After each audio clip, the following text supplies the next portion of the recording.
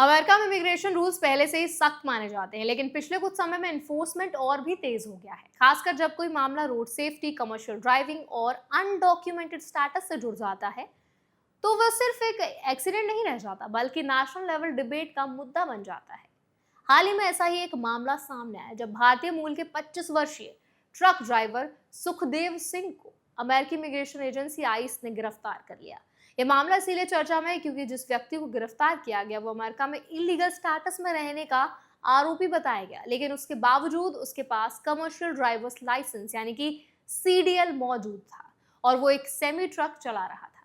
तो आज इस वीडियो में हम समझेंगे पूरा मामला क्या है, अमेरिका में सीडीएल से जुड़े रूल्स क्या कहते हैं, इमिग्रेशन लॉज इसमें कैसे जुड़ते हैं और अमेरिका में रहने वाले भारतीयों के लिए इससे क्या कानूनी सीख निकलती है।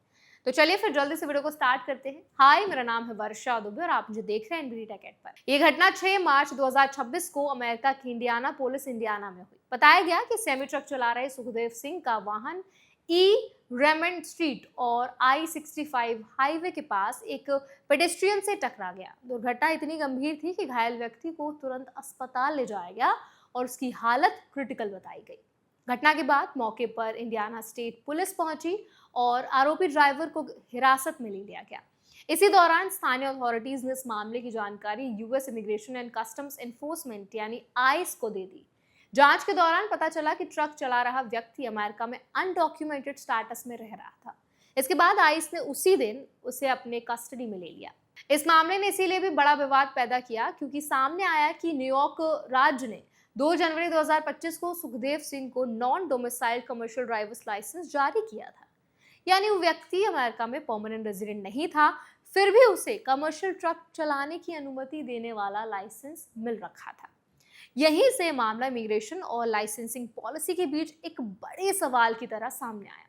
अमेरिकी डिपार्टमेंट ऑफ होमलैंड सिक्योरिटी के अधिकारियों ने कहा कि इतनी बड़ी ट्रक्स यानी 18 व्हीलर व्हीकल्स को चलाना बहुत जिम्मेदारी का काम है और अगर ड्राइवर की लीगल स्टेटस क्लियर नहीं है तो ये रोड सेफ्टी के लिए खतरा बन सकता है। दरअसल ये पहला मामला नहीं है जब किसी भारतीय मूल के ट्रक ड्राइवर का नाम ऐसे विवाद में सामने आया है।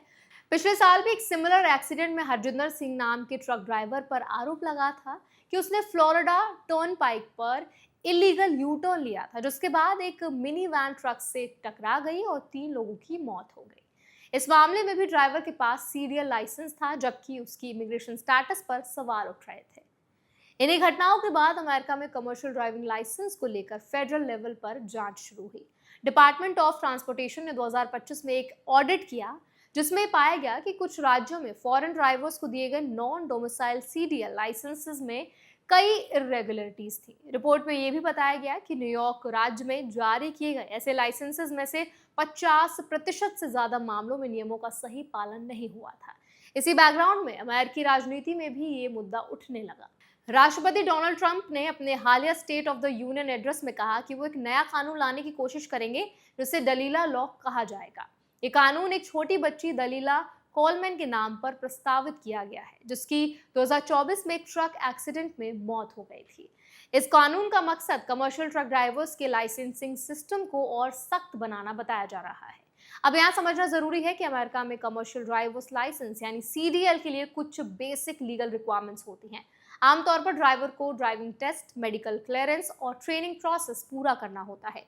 कई राज्यों में नॉन डोमिसाइल सीडीएल का ऑप्शन होता है, जिसका मतलब ये होता है कि व्यक्ति उस राज्य का परमानेंट रेजिडेंट नहीं है, लेकिन कुछ कंडीशंस पूरी करके लाइसेंस ले सकता है। लेकिन इमिग्रेशन अथॉरिटीज का कहना है कि अगर कोई व्यक्ति इलीगल इमिग्रेशन स्टेटस में है तो ऐसे केसेस में लाइसेंसिंग प्रोसेस की जांच जरूर हो जाती है।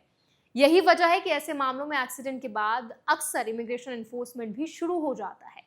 अमेरिका में रहने वाले भारतीयों के लिए यहाँ एक इम्पॉर्टेंट सीख है। अगर कोई व्यक्ति वहाँ ट्रकिंग या कमर्शियल ड्राइविंग प्रोफेशन में जाना चाहता है तो उसे ये सुनिश्चित करना चाहिए कि उसका इमिग्रेशन स्टेटस पूरी तरह लीगल हो और लाइसेंसिंग प्रोसेस पूरी तरह नियमों के अनुसार किया गया हो, क्योंकि कमर्शियल ड्राइविंग में एक छोटी सी लीगल गलती भी इमिग्रेशन केस में बदल सकती है। दूसरी बात यह है कि अमेरिका में रोड सेफ्टी से जुड़े नियम बहुत सख्त हैं। एक्सीडेंट होने पर सिर्फ ट्रैफिक वायलेशन नहीं बल्कि क्रिमिनल इन्वेस्टिगेशन और इमिग्रेशन रिव्यू भी शुरू हो सकता है। इसलिए वहां काम कर रहे लोगों के लिए जरूरी है कि वो लोकल लॉज और लाइसेंसिंग रूल्स को पूरी तरह समझें। तो आई होप ये वीडियो आपके लिए हेल्पफुल रहा होगा। अगर वीडियो आपको अच्छा लगा तो उसको लाइक करें, शेयर करें। ऐसे और वीडियोस के लिए, अपडेट्स के लिए हमारे चैनल एनबीटी टेक को भी जरूर सब्सक्राइब करें।